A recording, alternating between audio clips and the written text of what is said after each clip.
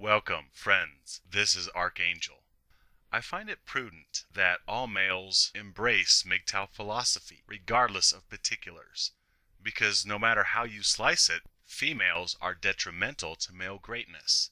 The fault lies with males themselves, who cannot seem to control their need or desire for female affection.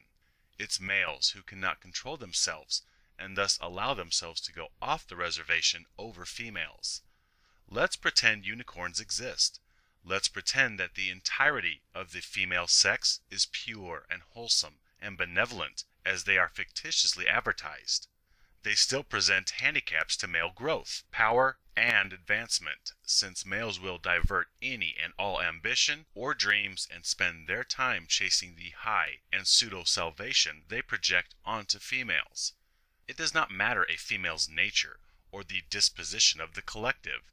Males will search for respite from aloneness in females and deny humanity arts or discoveries or breakthroughs because these brilliant Einsteins or Teslas are too busy chasing the high they procure from female interaction.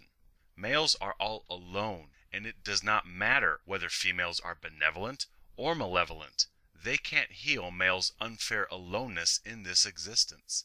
They cannot undo their biological programming for gynocentric in gender preference, nor their hypergamous self-preoccupation, and even if they could, they most likely would not.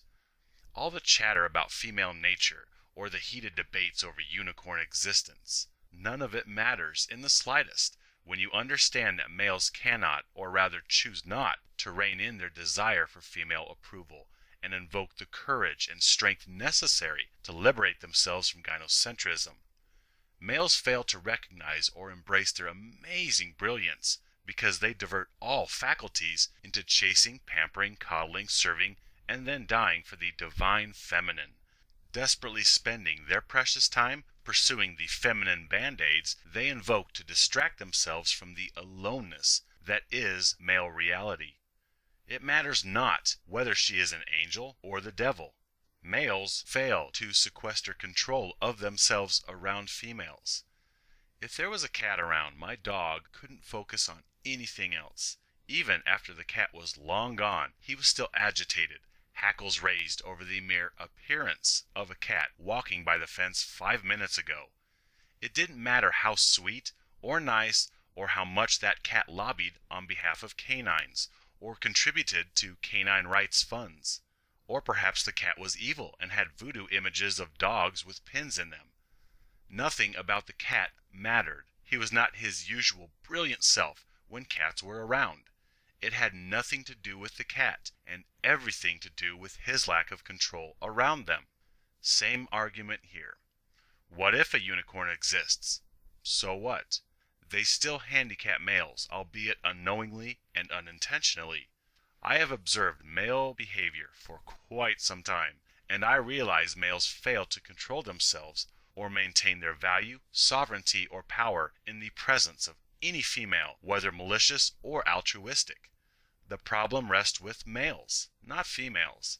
Males who fail to overcome their fears or demons will instead project salvation from aloneness onto the same beings they are sexually and instinctually drawn to. In light of the ubiquitous male weakness, all discussion of female nature or disposition is a debate of futility, like musing over whether Green Lantern likes carpet or tile in his bathrooms.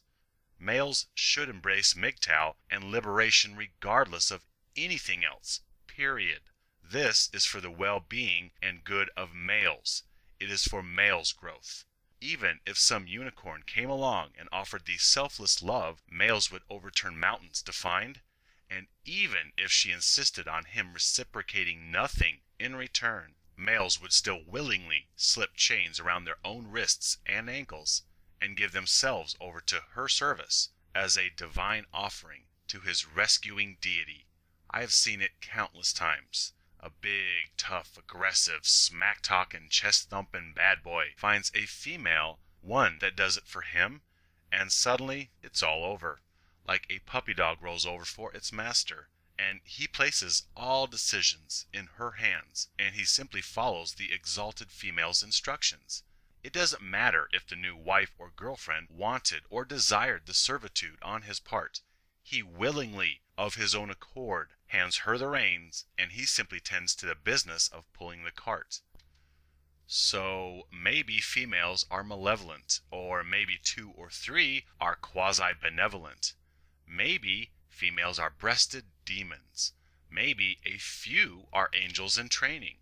Perhaps females are all crocodiles, or perhaps a few unicorns actually exist. Perhaps Green Lantern likes tile with generous usage of plush area rugs in his bathrooms. None of this matters. Unicorn existence? Who cares? Females handicap males' greatness, period. Females, some unwittingly, stymie humanity's advancement because of the pull they exert on males, who will divert or retard part or all of their greatness and brilliance in order to placate, chase, and or carry a female through life. Males forget or downplay their brilliance in the presence of a female. They forget about conquering the stars and simply revert to chasing the high they receive from female interaction.